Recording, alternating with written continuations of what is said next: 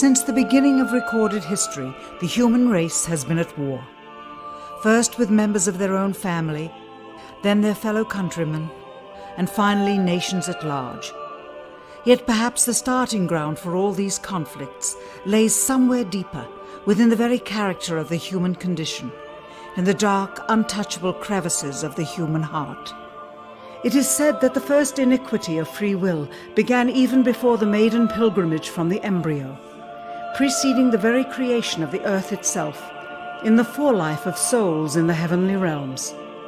The dawn of warfare, some believe, was initiated by a fallen angel whose trespass against God was pride. In ancient Babylonia, in an age so long ago that the exact millennium remains in question, the Tower of Babel began construction. It was to be the single greatest achievement of the human race. A tower so tall that its summit would reach the heavens, and by it prove to the world that their race was superior. It would be God's irony that it would never be finished. Time passed, nations fell, a machine age emerged, and once again the ingenuity of the species which held dominion over all others unveiled what was at the time the most monumental accomplishment ever imagined, the largest machine yet constructed. An automation so mammoth and so revered, even before its first demonstration, that its only befitting name was Titanic. On April 10th, 1912, it set sail. It was boasted to be the ship that God himself could not sink. It would be God's irony that the very element that was meant to keep it afloat would cause it to sink. Water, frozen water, in the form of an iceberg. Not even one voyage did it complete. And then the next age embarked into the annals of human history, perhaps the last age, the space age. Competition for victor was unparalleled. Powerful nations spent billions in unabashed rivalry to outdo the other. The Soviet Union launched the first orbiting satellite, the first animal, the first man.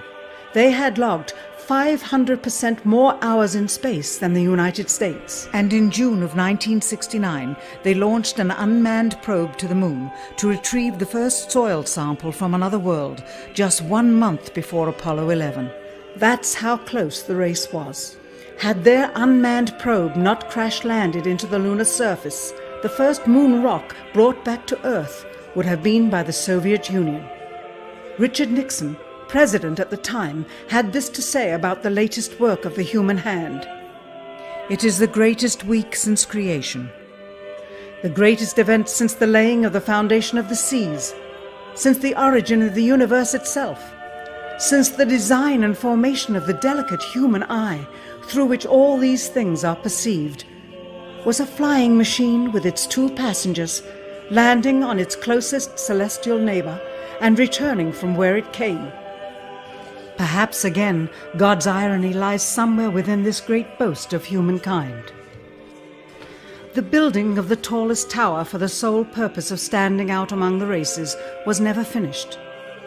The machine that was so great that it was said to be untouchable by even God never completed its first voyage.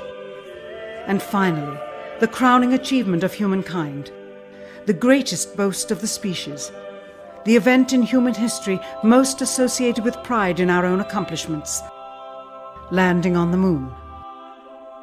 20 years later, and years behind schedule, the same space program couldn't put into Earth orbit a telescope with a lens that focused. And yet 2 decades earlier, a mission 100 times more complicated worked on its first occasion.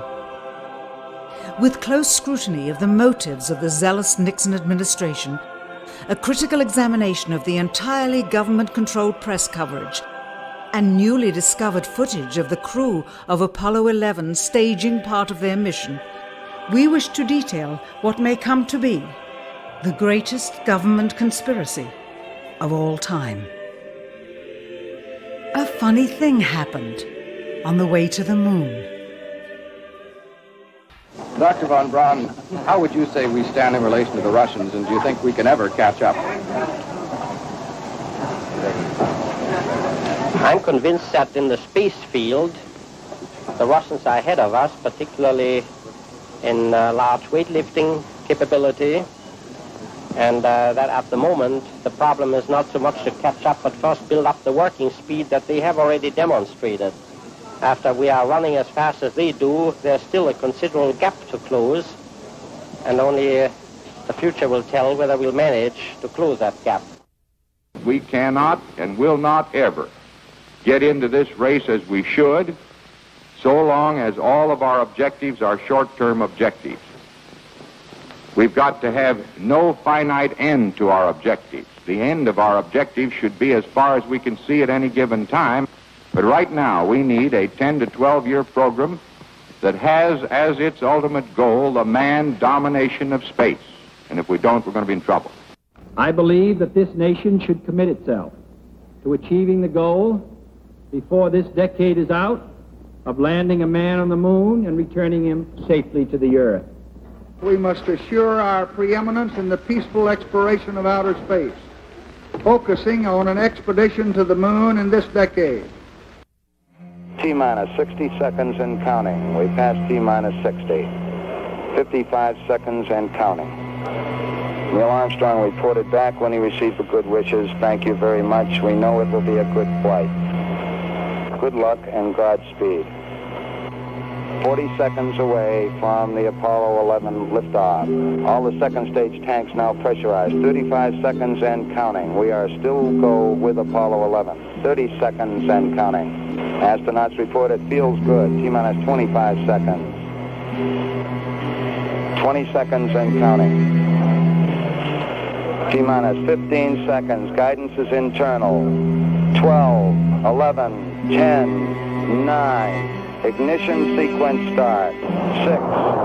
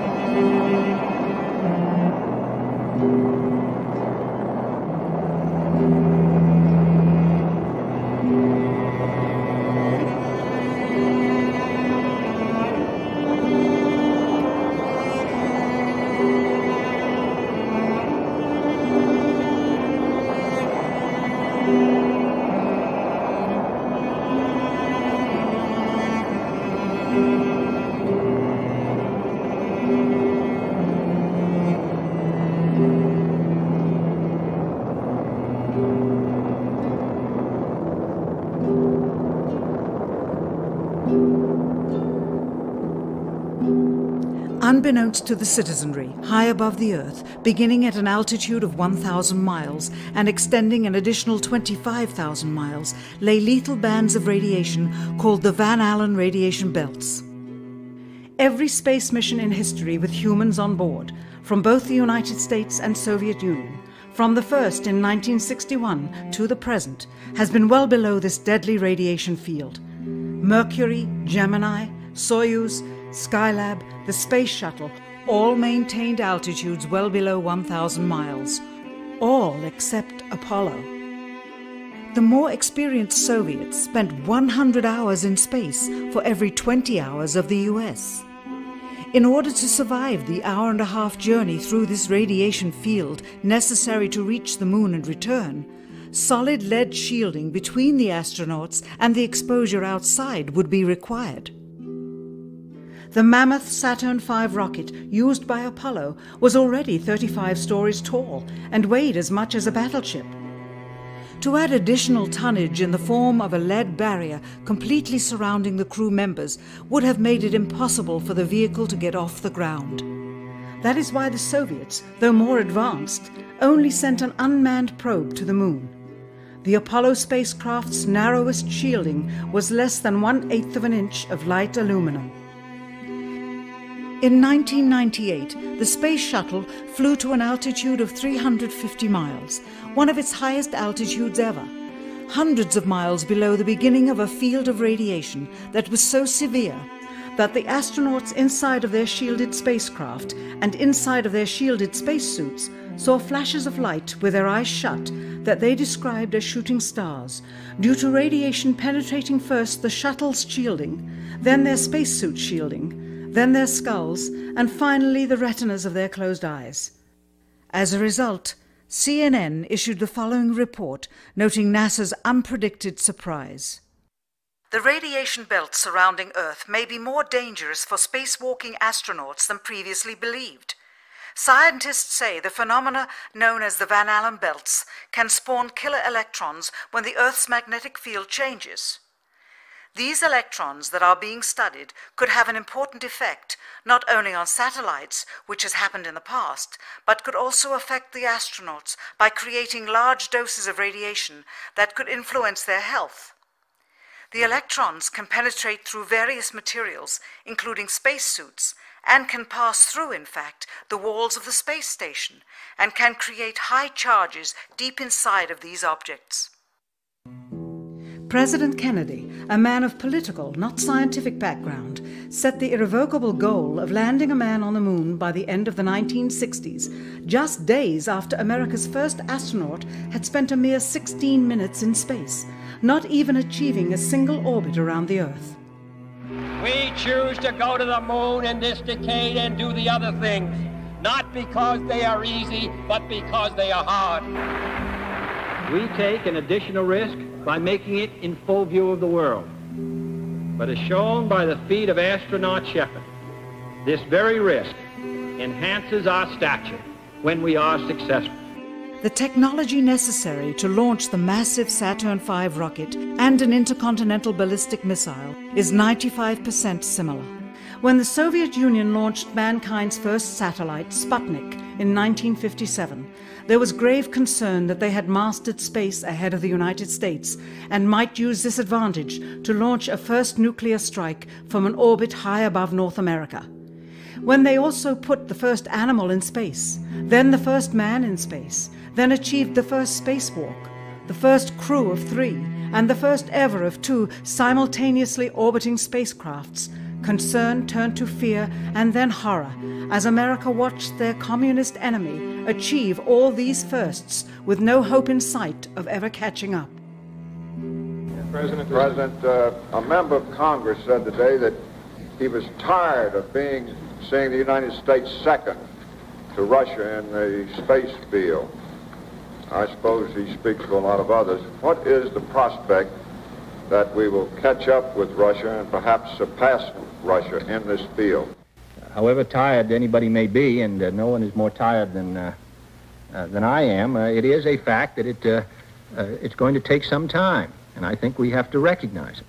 They secured these large boosters, which have led to their being first in Sputnik and led to their first putting their man in space. We are, I hope, going to be able to carry out our efforts with due regard to the problem of the life of the man involved this year. But we are behind. If it was impossible to better the Soviets in the space race, which was really a race of technological armaments, what could be done? How could America offset the threat of superior weaponry? Throughout the history of rivalry and war, astute generals of lesser armies than their counterparts have used deceit and misinformation as a method to achieve victory. In World War II, for example, columns of inflatable tanks were placed at locations afar from Normandy to draw German forces away from the real location of invasion. The Star Wars missile defense program rigged tests to make it seem more advanced than it really was. That's the conclusion of the General Accounting Office. The aim was to fool the Soviet Union about U.S. military readiness during the Cold War.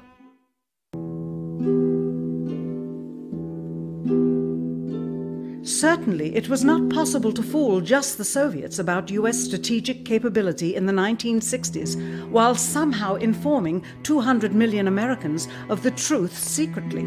In order for them to believe the United States had the capability to go to the moon, everyone would have to believe it.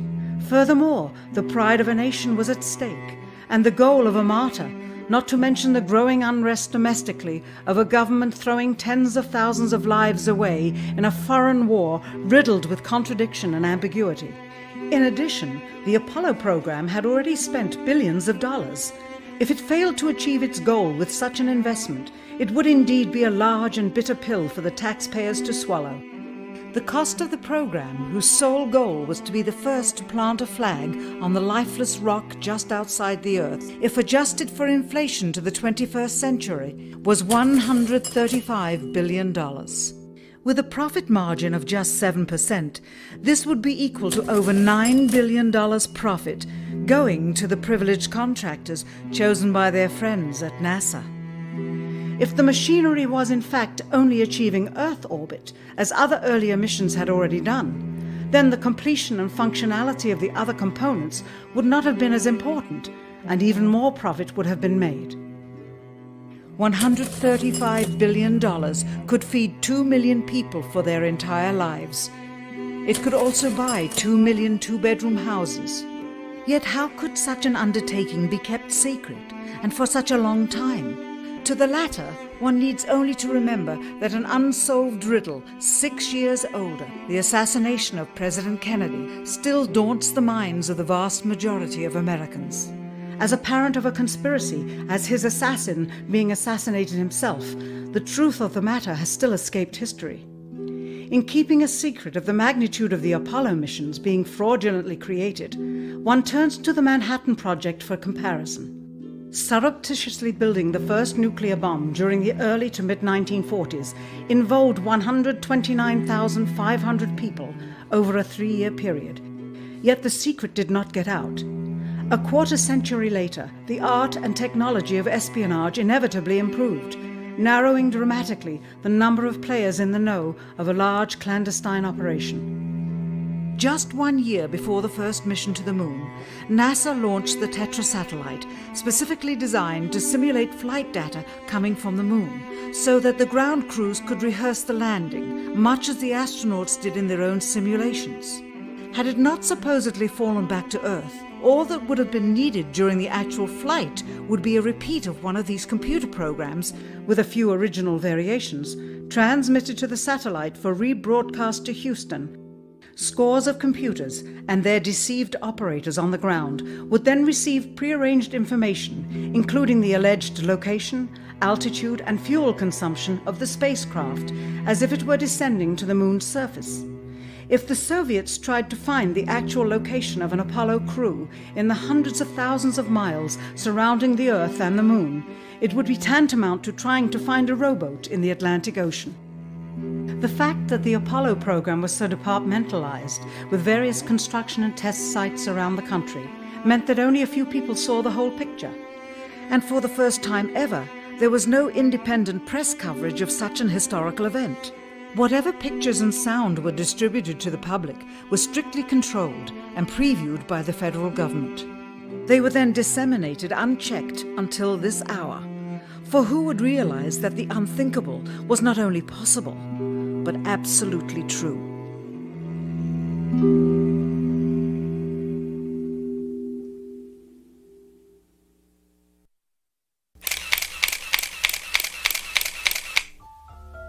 And what of the photographs? What do they tell us? On 3 separate occasions, our office asked NASA's Public Relations Department for every single picture of an astronaut on the surface of the moon, just during the maiden voyage of Apollo 11. Many duplicates were sent. In all, fewer than 20 pictures were found, including first-hand investigation on site at the agency's vaulted archives. Quite surprising, considering the historical significance of the event. These very photographs are the same ones circulated year after year on anniversary commemorations. It is estimated that in just the first 60 minutes on the moon, motivated by the tenuous nature of the circumstances, many more exposures could have been expediently taken. Also surprising is the scarcity of photographs of the mission's chief pioneer, Neil Armstrong. The greatest achievement in human history, and of the man whose first step echoed around the world, dawning a new age of scientific enlightenment, there is only one full-body picture of him on the moon, besides this ghostly reflection.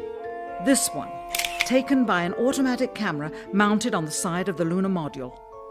Perhaps he feared liability should the whole conundrum later become unraveled.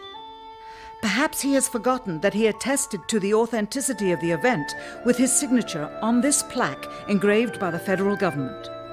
In fact, in the more than 30 years since the event, aside from NASA's initial press conference and the occasional brief anniversary remarks where few questions were permitted, he has never given one on-camera interview to anyone, ever. From an analytical standpoint, photographic anomalies have to be sought out with an understanding of lighting and shadows. The most straightforward is simple. When objects are lit solely by the sun, as all the scenes on the moon were said to be, after all, lighting equipment was not only impractical, it was unnecessary in bright sunlight, then all shadows, regardless of the landscape, will run parallel with one another and never intersect, as shown by this example. In these seldom-seen photographs, obtained from a rarely used auxiliary NASA archival site, it is clear that these scenes were lit with artificial light. These shadows, which are cast at different angles, are evidence that a second light source is being used. In addition, the sun would not cause an isolated hotspot like this, only an artificial light would. Again, intersecting shadows and another hotspot. And again. And again. It is simply impossible for this picture to have been taken with sunlight on the moon. Here, the shadows are shown to be as black as pitch. And yet here, completely in a shadow, the astronaut is lit up like a Christmas tree. How can this be?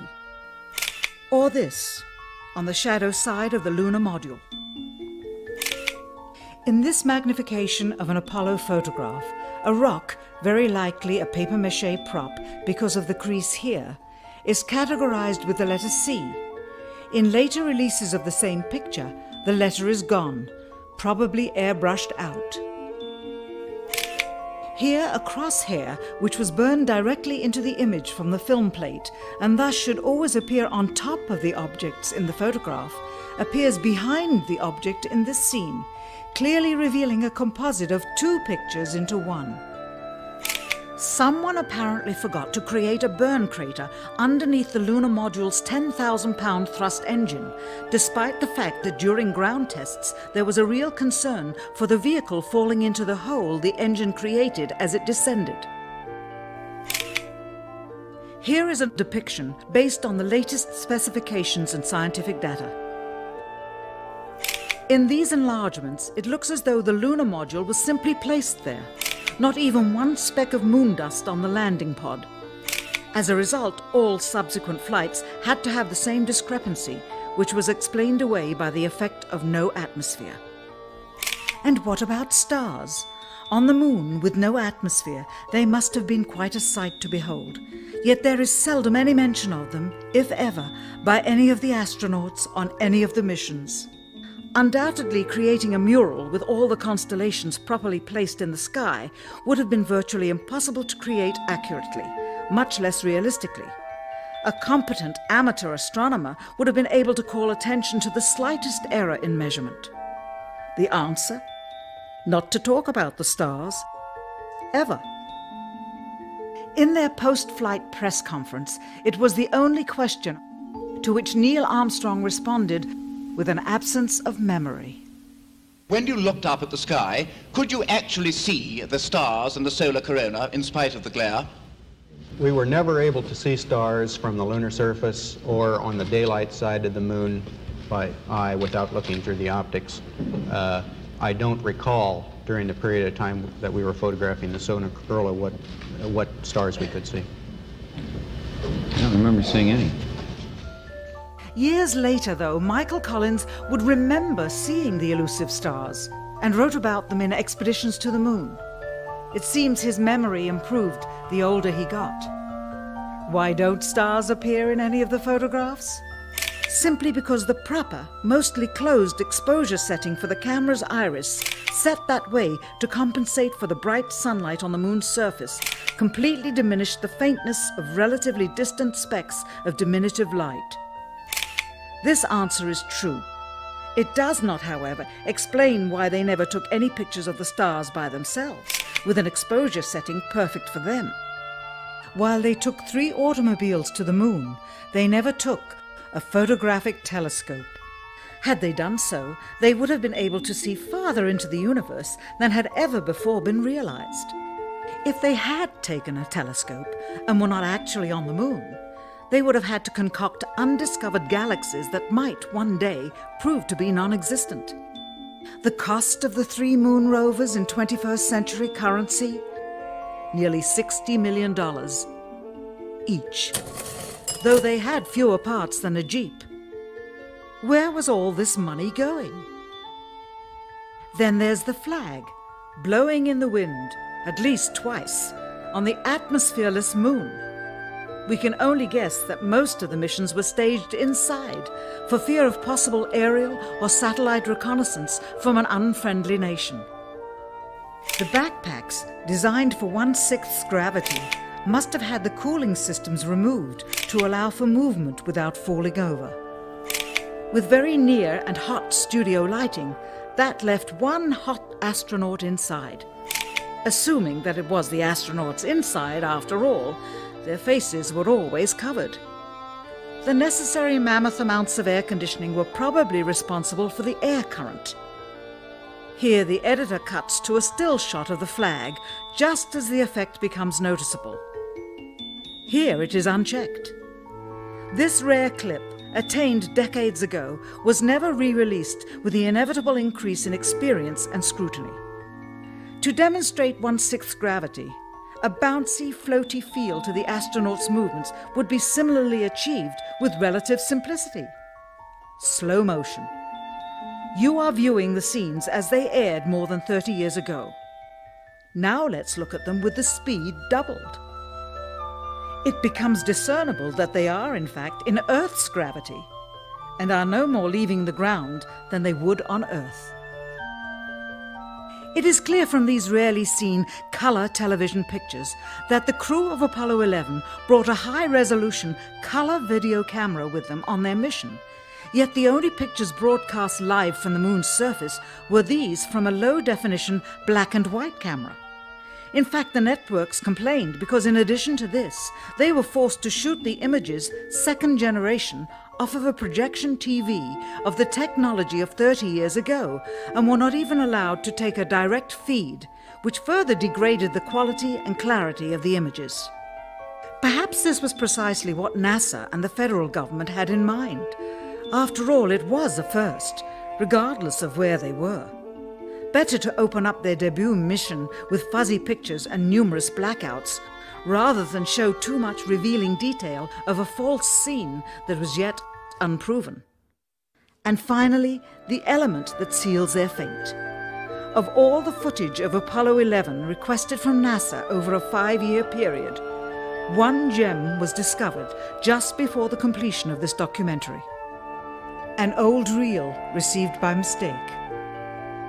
It contains the raw or unedited footage of the crew of Apollo 11, Michael Collins, Edwin Aldrin Jr. and Neil Armstrong, staging part of their mission for nearly an hour in living color, with exceptionally clear behind-the-scenes audio of conversations discussing the techniques used to achieve a disingenuous picture depicting the Earth at a distance, in order to falsely demonstrate their far journey from it and their ability to survive passing through the Van Allen radiation belts.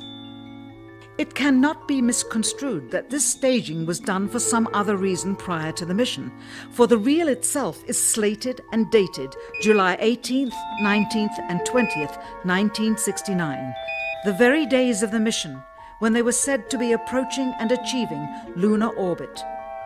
Furthermore, it is apparent they are in genuine zero gravity aboard the actual spacecraft, necessary to convince the mass media of their authenticity, just not any further than Earth orbit, as you will see. In this never-before-seen or heard footage, not only is the radio conversation between the astronauts and Houston Control audible, there is a secondary, private conversation taking place between the crew and a third confidential party, prompting the astronauts with what to say, when to speak, and how to effectively manipulate the camera to achieve the desired misleading effect. NASA claims that the Houston transmissions were the only ones taking place with the astronauts. Listen now as Houston Control initiates a conversation with the crew, only to find them too preoccupied with the behind-the-scenes trickery to respond. Moments pass and the oversight is picked up on by the clandestine third party, who quickly prompts them with talk. Immediately, Neil Armstrong speaks. Hello, Apollo 11. Houston, Goldstone says that the TV looks great. Over.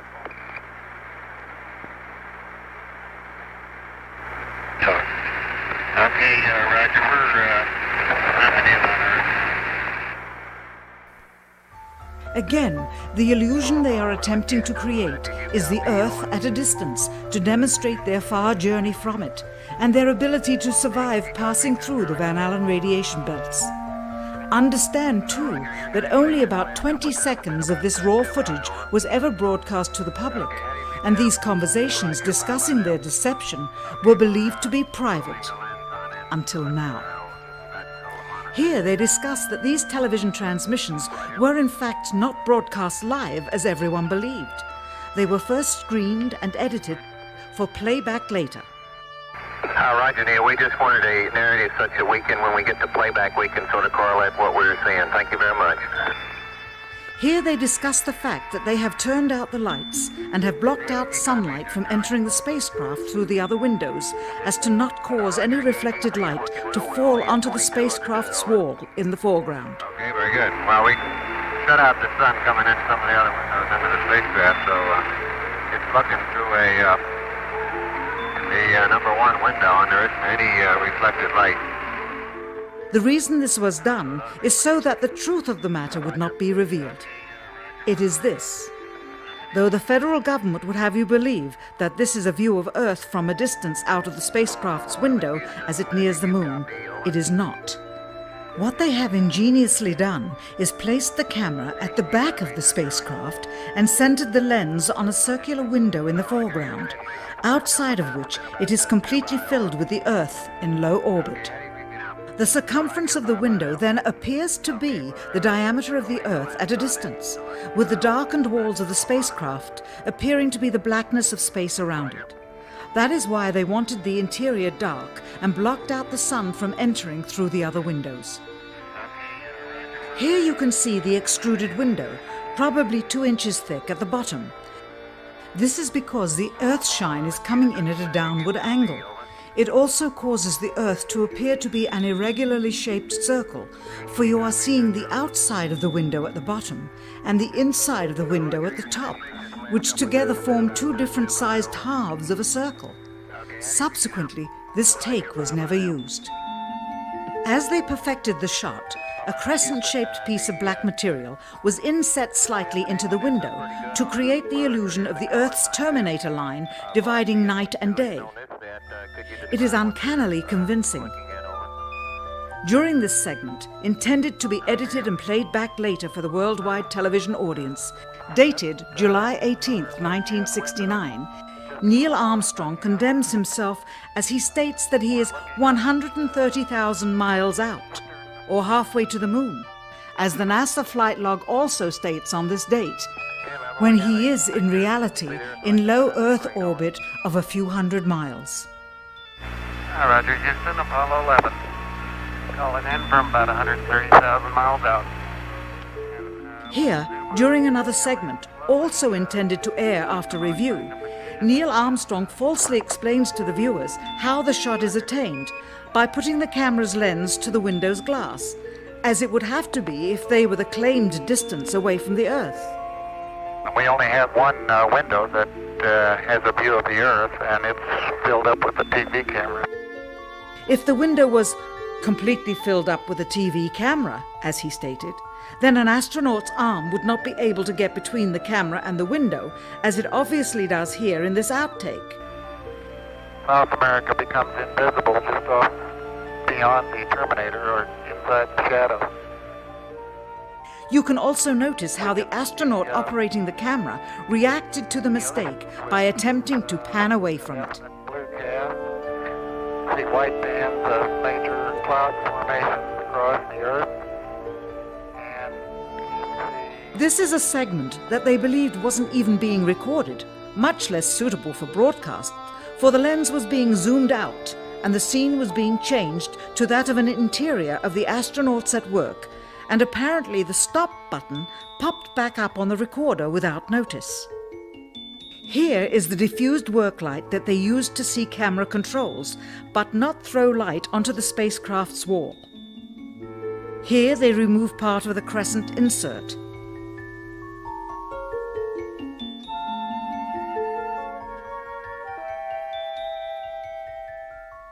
Finally, the iris is opened up and you can see the real location of the camera and the very bright and near Earth out the window. Here is the slate for the 19th of July, and the same shot of trickery on the 19th of July, and then the 20th, and the same misleading shot on the 20th.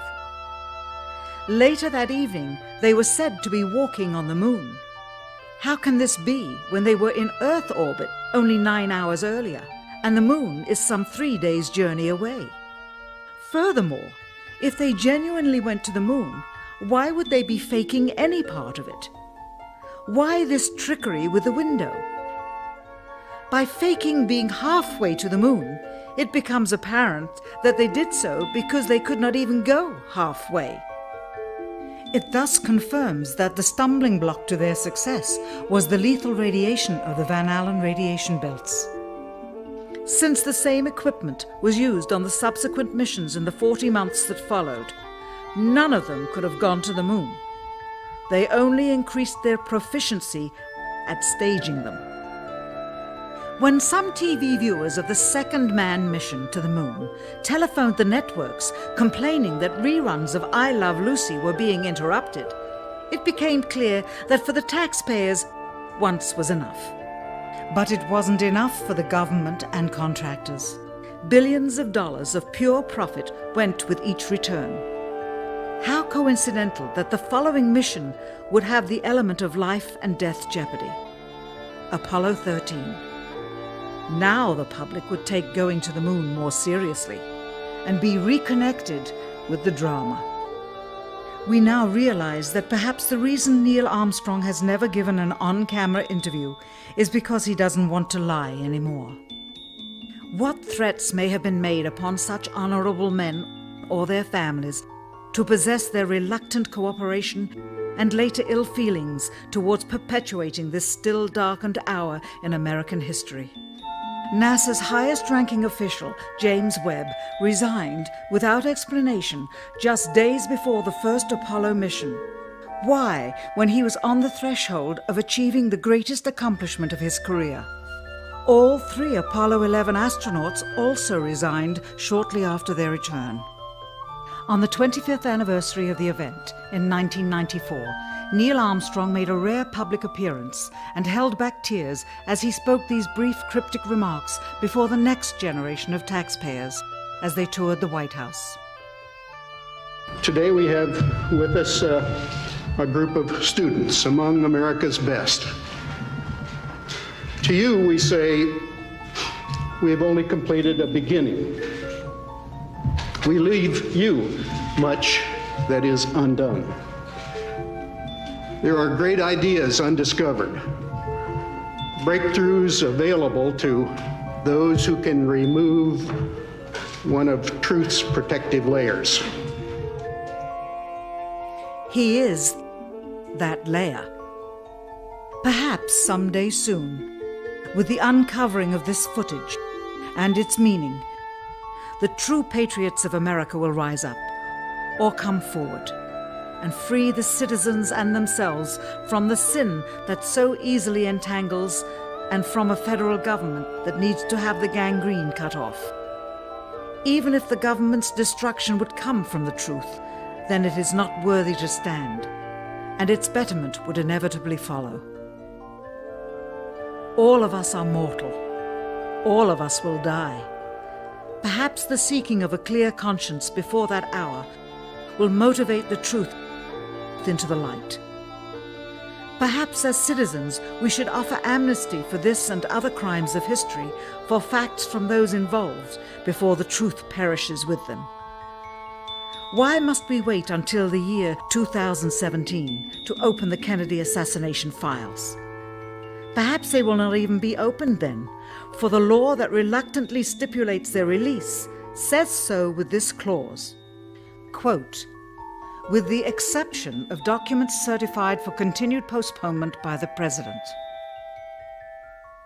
Whoever believes the citizens to be too immature for the truth are too immature for power. The truth will always set us free.